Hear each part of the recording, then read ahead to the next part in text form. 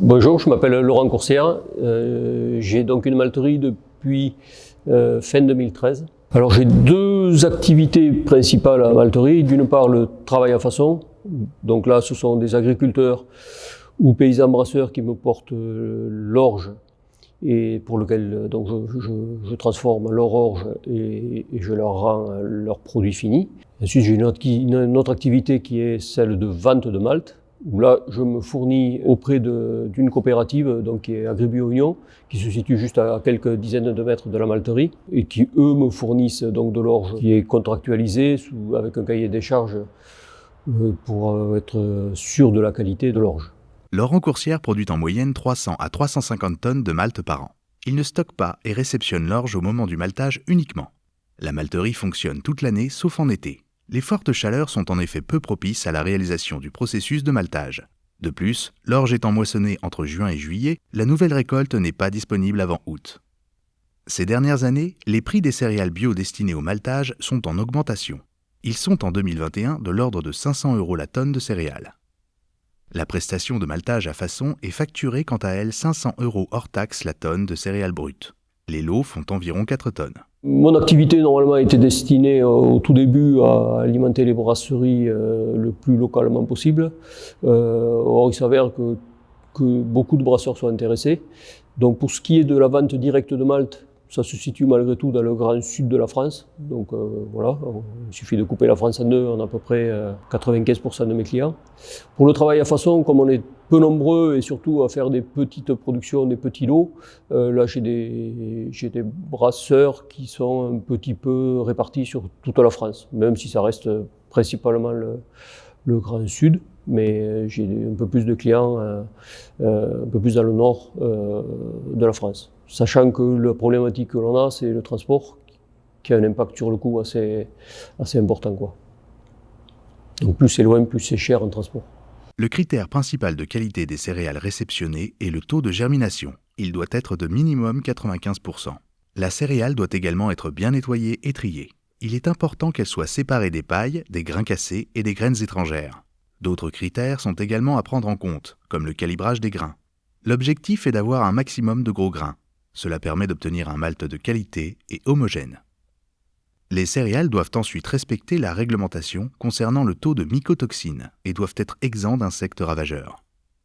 Enfin, le taux de protéines doit être suffisamment élevé pour subvenir aux besoins des levures, mais inférieur à 12% pour assurer une filtration optimale du mou et limiter le trouble de la bière. Le maltage se décompose en 3 étapes principales. D'une part, la trempe, donc qui va permettre d'humidifier le grain. Ensuite, la germination en elle-même, qui va permettre au grain de se développer et de germer. Donc là, le grain va être étalé sur une couche d'environ 50 cm, posé sur des tôles perforées, qui permet donc la ventilation, pour d'une part homogénéiser la couche de grains, donc en termes d'humidité et de température, et ensuite pour ventiler, pour y amener de l'oxygène.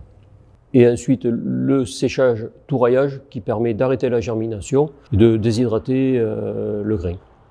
Donc la dernière phase, c'est le dégermage. Donc le dégermage consiste à enlever les radicelles, à séparer les radicelles du grain. Donc les radicelles vont se détacher de façon assez mécanique, étant donné qu'elles sont très sèches, sont cassantes. Elles vont se séparer du grain, et ensuite un aspirateur va séparer ces radicelles du grain. Donc on a un ratio de 0,8 à peu près. Donc pour une tonne de céréales, on obtient 800 kg de malt fini.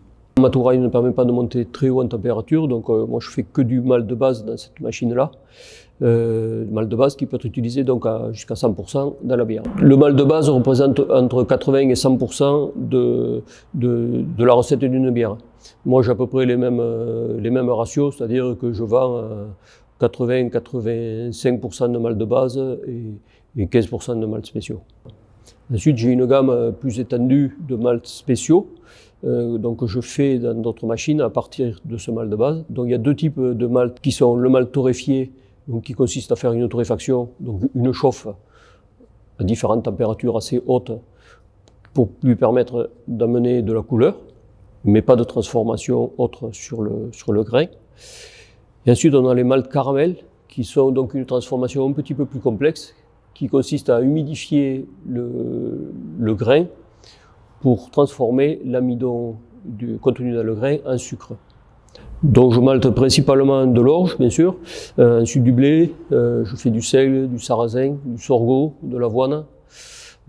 Puis après d'autres céréales sont aussi un petit peu à l'étude. Après je vais peut-être faire du maïs, de l'épeautre, grand, petit, triticale aussi on me demande. Voilà, des choses un peu particulières pour essayer de diversifier et faire des bières un petit peu atypiques. Alors sur la totalité, donc je fais quasiment exclusivement de l'orge, on va dire. Je fais quelques dizaines de tonnes de blé, quelques tonnes de seigle. Après le reste c'est vraiment anecdotique où je fais une tonne, pas plus des autres types de céréales. La matière première représente la moitié du coût total du malt. Le séchage est le second poste de charge. L'utilisation d'une chaudière à granulés de bois permet de limiter tout de même ce coût à hauteur de 3 000 € par mois. L'électricité représente ensuite 1 000 à 1 200 € par mois. Enfin, l'eau nécessaire à la trempe a un coût d'environ 300 € par mois. Le conditionnement final, c'est pour la plupart un sac de 25 kg, ça peut être aussi un big bag s'il y a besoin, mais la demande est essentiellement un sac de 25 kg. S'il est conservé dans de bonnes conditions, au frais et à l'abri de l'air, il peut se conserver 1 an sans problème. Pour le malt de base, les malts spéciaux après, qui n'ont plus d'activité enzymatique, ils peuvent se conserver plus longtemps. Un big bag, après, il faut être équipé pour pouvoir les manipuler. En termes de conservation, on n'a souvent pas des big bags qui sont étanches et on a des risques de reprise d'humidité. Le malt est un produit très sec, on est en dessous de 5% d'humidité, il aura vite tendance à reprendre de l'humidité et sa conservation s'en trouve vite altérée, quoi. La malterie artisanale, alors, de mon point de vue à moi, l'intérêt c'est de pouvoir fournir des brasseries locales et avoir un métier relationnel assez intéressant avec les brasseurs, pouvoir leur répondre à leurs besoins, voire même leur proposer des produits auxquels ils n'avaient pas pensé. Ça, c'est quelque chose d'assez intéressant. Le côté aussi rapport avec l'agriculteur, parce qu'en fait, moi je suis un petit peu à la base d'origine agricole, avec un suivi de formation agricole aussi. Donc cette relation-là m'intéresse aussi. Ensuite, le côté brasseur, pourquoi eux ils viennent se fournir chez moi, c'est principalement la proximité. Et aussi se dégager un petit peu du tout industriel, quoi. Donc ils sont aussi artisanaux et ils essaient de faire en sorte que les artisans puissent travailler avec et avoir des produits un petit peu différents que ce que proposent les quelques industriels qui fournissent la brasserie artisanale. Les contraintes de la malterie, c'est déjà en termes de fonctionnement. On a des coûts qui sont quand même assez élevés, des coûts de fonctionnement, sachant qu'il faut acheter l'orge, ou du moins la préacheter, et donc ça a un coût assez important. Il faut pouvoir, entre le moment où on achète l'orge et où on vend le malt, il va se passer 15 jours, 3 semaines, donc on a un stock quand même, un fonds de roulement assez important. Ça déjà, c'est pas, en termes de trésorerie, c'est quand même assez impactant. Après, en termes de métier, donc c'est un métier sur lequel il faut y être 7 jours sur 7, puisque c'est le cycle de germination dure 9 jours. D'autant plus que moi je travaille, donc j'ai au moins 3 lots en parallèle qui fonctionnent. Donc c'est un travail au quotidien.